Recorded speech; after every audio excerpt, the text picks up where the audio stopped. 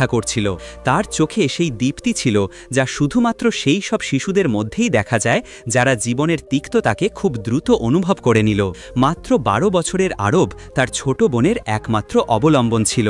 মা বাবার মৃত্যুর পর থেকে সে একাই এই পৃথিবীর সাথে লড়াই করছিল। প্রতিদিন সকাল থেকে সন্ধ্যা পর্যন্ত সে এইভাবেই দাঁড়িয়ে থাকত, মানুষের কাছে হাত পাতত এবং যা কিছু জুটত তা দিয়েই দুই ভাই বোনের পেট ভরানোর চেষ্টা করত। গরমের কারণে তার গলা শুকিয়ে কাঠ হয়ে গিয়েছিল, কিন্তু জল কেনার পয়সা তার কাছে ছিল না।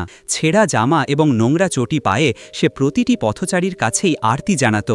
কখনো কেউ 2 টাকা দিত, কখনো 5 টাকা, আর কখনো বা কেউ বকাবকি করে তাড়িয়ে দিত। আজও দিনটা তেমনই ছিল, কিন্তু দুপুরে হঠাৎ তার ছোট বোনের শ্বাস প্রশ্বাস দ্রুত হতে শুরু করল। তার ছোট্ট মুখটা লাল হয়ে গিয়েছিল এবং সে বারবার কাশছিল।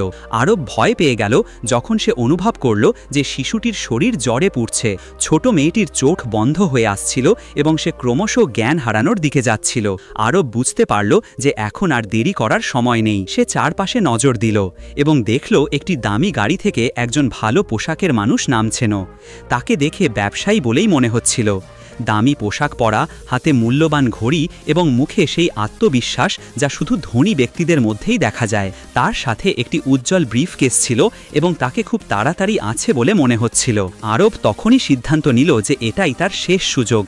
সে দৌড়ে সেই মানুষটির কাছে গেল এবং কিছু না ভেবেই তার পা জড়িয়ে ধরল।